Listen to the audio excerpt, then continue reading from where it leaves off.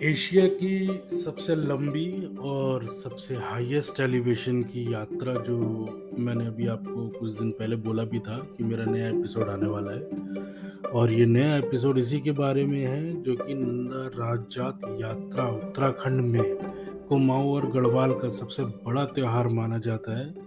तो आओ शुरू करते हैं आपके साथ में एक छोटे से गांव नौटी, जो कि वहाँ से 12 साल बाद में हर 12 साल में एक बार नंदा राजजात यात्रा होती है, जो कि अप्रॉक्स 300 किलोमीटर लंबी यात्रा होती है। और उसका एलिवेशन कभी कभी आप बिलीव नहीं करेंगे 5000 मीटर अबव सी लेवल तक जाता है जब लास्ट पॉइंट पे जाते हैं। तो ये बहुत लंबी यात्रा है, कम से कम इसे पूरी करने में 20 से 25 दिन का समय लगता है और बहुत ही धूमधाम से इस त्योहार को मनाया जाता है। कहा जाता है कि नंदा बहुत फेमस है, मेरे कई एपिसोड्स में नंदा का नाम है, नंदा पीक भी है हिमालय का, और नंदा सुनंदा की पूजा भी की जाती है। तो नंदा बोला जाता है कि शिव जी की जो अर्धांगिनी थी पार्वती, उन्हीं का ही रूप है।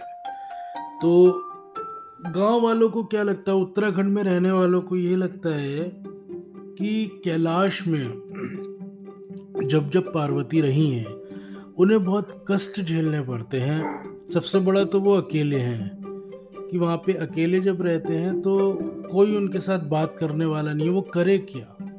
तो शिव जी जो है हमेशा तपस्या में लीन रहते हैं। तो उत्तराखंड के निवासियों को लगता है कि जब वो अपने मायके आती है ना नंदा, तो उनका खूब स्वागत किया जाता है। और फिर 12 साल बाद में उनकी जब विदाई की जाती है तो उस विदाई को बोला जाता है नंदा देवी राजजात यात्रा। तो ये बहुत ही अनोखा, बहुत ही, आप अगर इसको करीब से देखेंगे तो आपकी आंखों में से आंसू ना निकल आए, तब आप बताइएगा कि इतने ज़्यादा लोग इसमें, मतलब मैं आपको बता रहा हूँ कि डूब जाते हैं। यहाँ पे आंखें नम हो जाती है, लोग रोते हैं क्योंकि अपनी बेटी मानते हैं नंदा को उत्तराखंड के निवासी। उस बेटी को जब विदा करते हैं 12 साल बाद में, तो बहुत ही एकदम इमोशनल सीन होता है वहाँ पे देखने के लिए। और वहाँ से फिर उनकी यात्रा शुरू की जाती है। इसी को ही नंदा देवी राजजात यात्रा बताया जाता है वहाँ पे। और ये एशिया की सबसे लंबी और बहुत अच्छे खासे एलिवेशन पे ये यात्रा जाती है। इस यात्रा की एक खास बात और ये है कि इस यात्रा को चौसिंगिया मेला जिसे बोला जाता है, 4 सींग वाला बकरा, वो उसको फॉलो करती है पूरी यात्रा। और वो शुरू से नौटी गांव से चलेगा और जहां तक ये यात्रा खत्म होगी उस जगह को होमकुंड कहा जाता है, वहां तक उस बकरे का साथ रहता है। और वो बकरा आगे चलता है, पीछे पीछे डोली चलती है और सारे जो उस यात्रा के जितने भी लोग होते हैं वो सब चलते हैं। और ये भी कहा जाता है कि जितना भी नंदा को मायके से जो श्रृंगार का सामान, जो भी चीजें लोग देना चाहते हैं, वो उस चौसिंगिया मेढ़ा के ऊपर रख देते हैं और वो सारा सामान नंदा का अपने साथ लेके चलता है और वहां ले जाकर के होमकुंड में इस मेढ़े को छोड़ दिया जाता है। कहा जाता है कि वो मेढ़ा वहां से कैलाश पर्वत की तरफ चले जाता है और किसी ने कभी आगे जाने की कोशिश नहीं की, देखा नहीं कि वो जाता कहाँ है, बस ये कैलाश पे जाता है। तो वहां से ये पूरा आपका जो उत्तराखंड हिमालयाज है, ये पूरा कैलाश पर्वत से नजदीक है। जहाँ त्रिशूल पर्वत से हम देवी को छोड़ते हैं, उसका बेस कैंप कहा जाता है। हम धीरे धीरे आगे बढ़ते हैं यहाँ पे। तो एक ये भी बहुत ही अनोखी चीज़ है उत्तराखंड में। ये भी पहले के समय पे बलि चढ़ती थी, लेकिन अब उस बलि की प्रथा को रोक दिया गया है और साथ में वो बकरा लेके चलते हैं और आगे जाके छोड़ दिया जाता है। जो बुग्याल होते हैं, बुग्याल होमकुंड के बाद में बुग्याल पड़ता है, वो भी बहुत सारे पॉइंट्स है। पूरा Nanda Devi wild life sanctuary जो मैंने बताया था, हम बहुत आगे जाएंगे और खूब अच्छे से एक एक छोटे से छोटे ट्रैक को समझेंगे।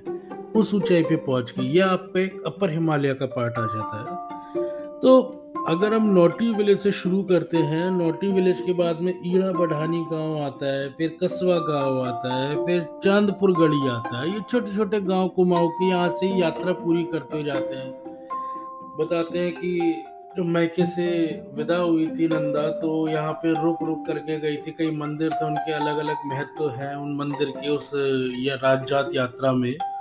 तो वहाँ पे और सबसे ज़्यादा जो क्राउड मिलता है आपको कुमाऊं और गढ़वाल का, वो चांदपुर गढ़ी करके आगे छोटा सा गांव है, वहाँ मिलता है।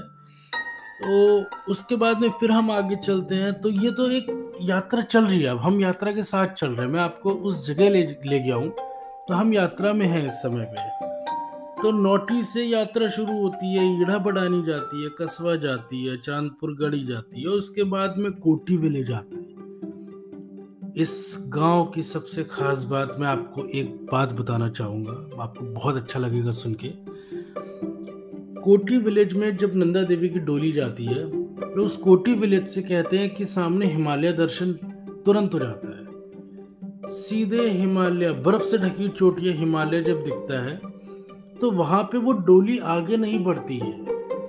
बहुत कोशिश करती है, ये गांव वालों का मानना है, कहना है, लोगों का सुनना है कि वो डोली बहुत वहां जैसे कि नखरे करते हैं। तो वो वहां पे कि मुझे आगे नहीं जाना, क्योंकि गांव वाले बताते हैं कि नंदा को कैलाश पर्वत दिखने से लग जाता है कि नहीं, मुझे कैलाश वापस नहीं जाना है।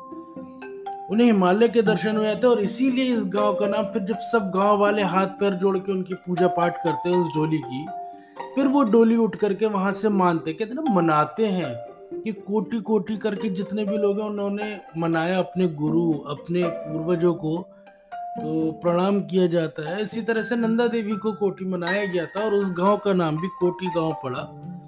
वहां से उसके बाद में फिर पूजा पाठ करने के बाद में फिर वो नंदा देवी की यात्रा आगे जाती है। तो वो भी बहुत इमोशनल समय होता है उस यात्रा का, और काफी गांव वाले वहां पे बहुत मतलब ऐसे सिचुएशन में आ जाते हैं कि उनका भी मन नहीं करता है, कि किसी को भी लगेगा अगर हम अपनी बेटी को अपने ससुराल में भी भेजेंगे, तो वहां पे भी उन्हें यही चीज लगेगी, नहीं कि उसका जाने का मन नहीं है, फिर भी हम उसे भेज रहे हैं। तो ये हमारे शुरू से ही जितना भी युगों से चली आ रही चीजें हैं, और ये गांव वाले मानते हैं इस चीज को, बहुत पूछते भी हैं नंदा को।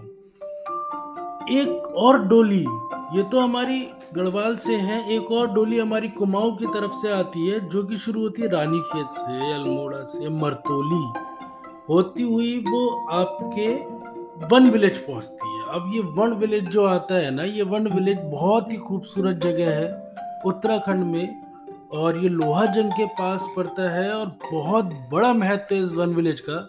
क्योंकि दोनों डोलियां जब आती है ना, कहते जब नंदा देवी राजजात होती है, तो जगह जगह से लोग डोलियां लेके जाते हैं उनको विदा करने के लिए। वो सारी डोलियां एक ही जगह आके मिलती है, फिर एक यात्रा शुरू होती है वन विलेज से। तो जो दूसरी डोली आती है वो आपकी रानीखेत अल्मोड़ा, आपने नाम जरूर सुना होगा मेरे पुराने पॉडकास्ट में भी, और बहुत ही फेमस सिटीज हैं उत्तराखंड के।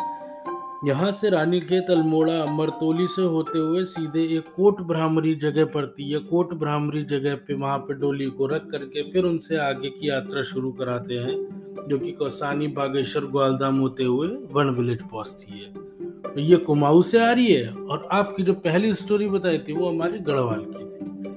तो लोहा जंग में जब वन विलेज पे पहुंचता है, वन विलेज आप बोल सकते हैं कि वो बेस कैंप है बेदनी बुग्याल, रूपकुंड का, ब्रह्मताल का, मोनाल टॉप ट्रैक, ये जितने भी ट्रैक होते हैं ना फेमस, आप चिंता मत कीजिए, एक एक ट्रैक के बारे में मैं आपको बताऊंगा डिटेल में अपने सभी पॉडकास्ट में।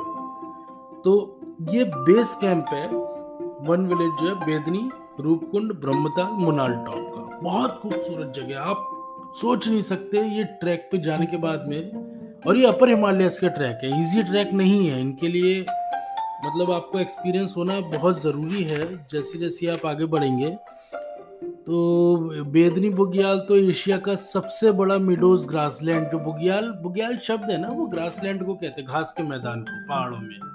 तो जब भी मैं आपके सामने बुग्याल का नाम लूँ, आप समझ जाइएगा घास के मैदान है वो। स्प्रिंग टाइम पे, मानसून टाइम पे घास उनमें बहुत प्यारा लगता है, और जब बर्फ गिरती है तो बर्फ की चादर बिछ जाती है उसमें। और जो बेदनी बुग्याल है, वो वहां पे भी गांव वालों का मानना है कि ब्रह्मा जी ने वहीं बैठ के वेदों की रचना की थी। तो ये है हमारा देवभूमि। आप समझ रहे हैं ना कि कितना इसमें हमारा संस्कार, हमारे पुराने जो युगों से सारी चीजें हम मानते हैं, भगवानों को सब कुछ चला आ रहा है। ये देवभूमि इसीलिए कहा जाता है, सारे भगवान, सब रचना, सब मंदिर, सारी यात्राएं सब अधिकतर उत्तराखंड से होती है।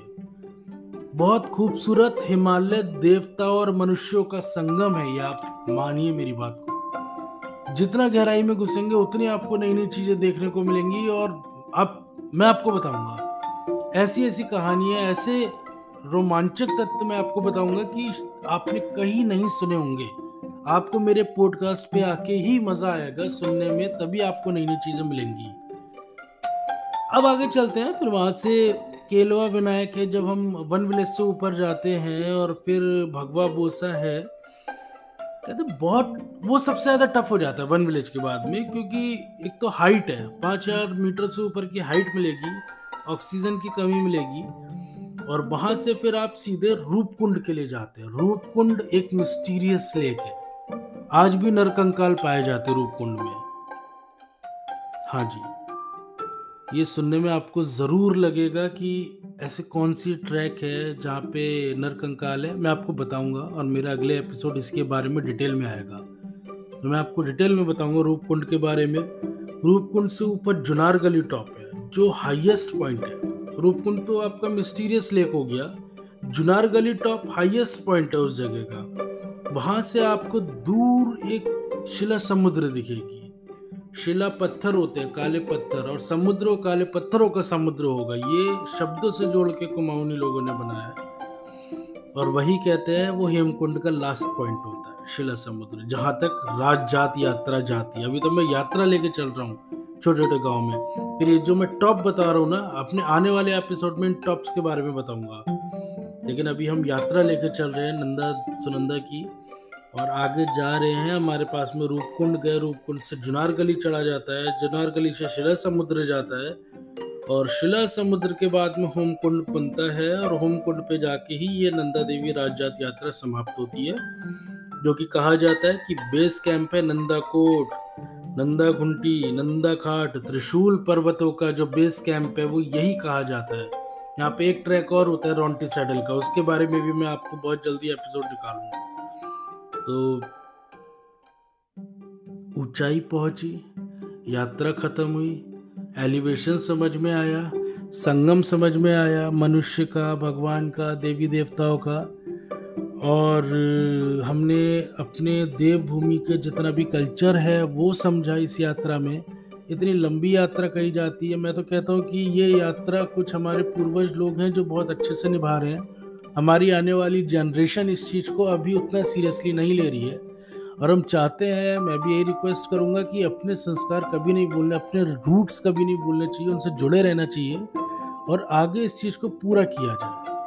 ये हमेशा चलती रहनी चाहिए, आस्था हमेशा बनी रहनी चाहिए। मेरी यही चीज़ की रिक्वेस्ट रहती है, जो मैं आपके लिए ये जो कल्चरल चीज़ लेके आता हूँ, कि नई जनरेशन इसको फॉलो करके ना आगे बढ़ाए।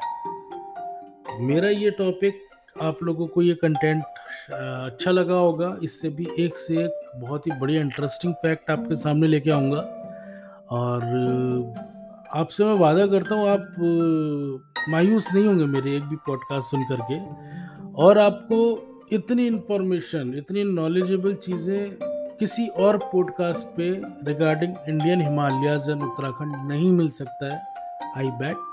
तो आप मेरे पॉडकास्ट सुनते रहिए, और इसको एंजॉय कीजिए और फॉलो कीजिए, जितना हो सकता है शेयर भी कर दीजिए। आगे बढ़ेंगे, लोगों को नॉलेज बढ़ेगी, और हमारी तरफ वो लोग टूरिज्म भी बढ़ेगा, हमारी कल्चर भी समझेंगे, हमें अच्छा लगेगा हमारे पहाड़ी लोगों के बारे में। तो थैंक यू सो मच। आगे बहुत जल्दी मिलूंगा मैं अपने नए एपिसोड के साथ में।